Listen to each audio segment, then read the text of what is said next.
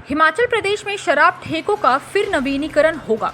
20 मार्च को मंत्रिमंडल की बैठक में इस बाबत फैसला लिया जाएगा। प्रदेश सरकार शराब ठेकों की नीलामी के हक में नहीं है। कांग्रेस ने इसको लेकर सरकार पर निशाना साधा है और ठेकों की नीलामी करने की मांग की है।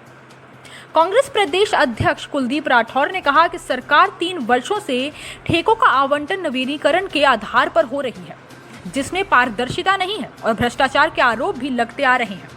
सरकार अपने चहेतों को ही ठेके आवंटित किए जा रही है।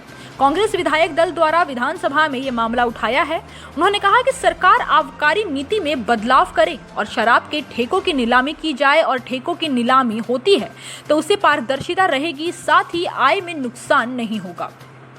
अभी की जो नीति है वो गलत है। सरकार जल्द ही नीलामी के जरिए ही ठेकों का आवंटन करे।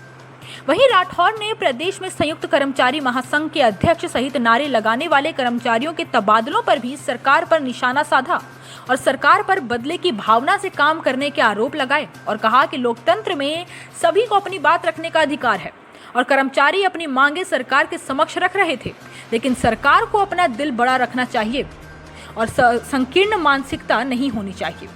उन्होंने कहा कि जो कर्मचारी आंदोलन कर रहे हैं उनके लिए ये सरकार तबादले कर रही है, जिससे प्रतिशोध की भावना साफ नजर आ रही है। सरकार अब प्रतिशोध की राजनीति कर रही है, जिसका कर्मचारी नगर निगम और विधानसभा चुनावों में जवाब देंगे। इसके अलावा राज्यसभा सीट पर उम्मीदवार देने को लेकर राठौर ने कहा कि पार्टी आलाकमान के साथ चर्चा करने के बाद ये तय किया जाएगा कि उम्मीदवार कांग्रेस देगी या नहीं। हालांकि सदन में कांग्रेस के पास बहुमत नहीं है, लेकिन विचार विमर्श किया जाएगा। कि मेरा ये मानना है कि जिस तरह से पिछले कुछ वर्षों से, जब से भारतीय जनता पार्टी की सरकार हिमाचल में ये रिन्यूअल करते रहे, इससे एक तो जो पारदर्शिता है वो बिल्कुल ना के बराबर है। दूसरा जो है भ्रष्टाचार के आरोप भी लगे, ये भी आरोप लगे हैं कि जो इनके चहेते हैं उन्हीं को ये दिए जा रहे हैं। और हमारा विधायक दल है, विधानसभा में भी बार बार ये मुद्दा उठता रहा है। मुझे लगता है कि जो सरकार की ये पॉलिसी है, इससे कहीं ना कहीं हमारा जो रेवेन्यू है उसका भी नुकसान हुआ है।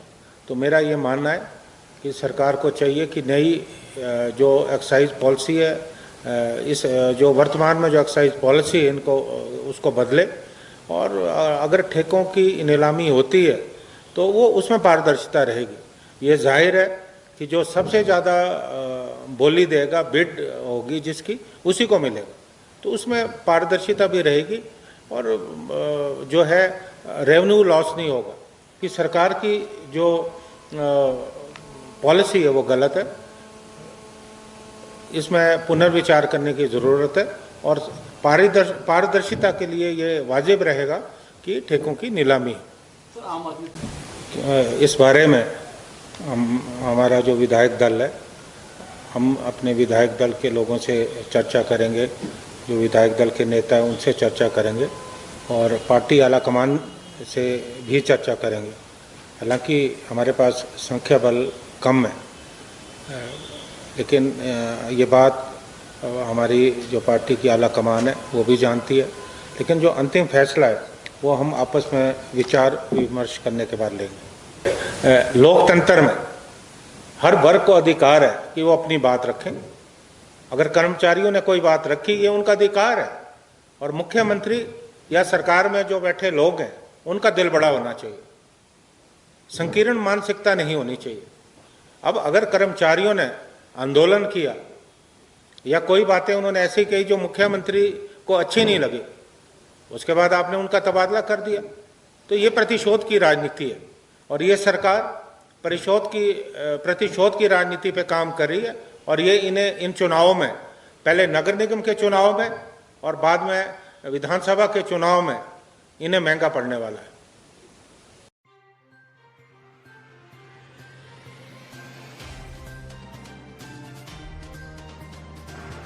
हिमाचल प्रेस न्यूज के लिए शिमला से पुष्पेंद्र चौधरी की रिपोर्ट।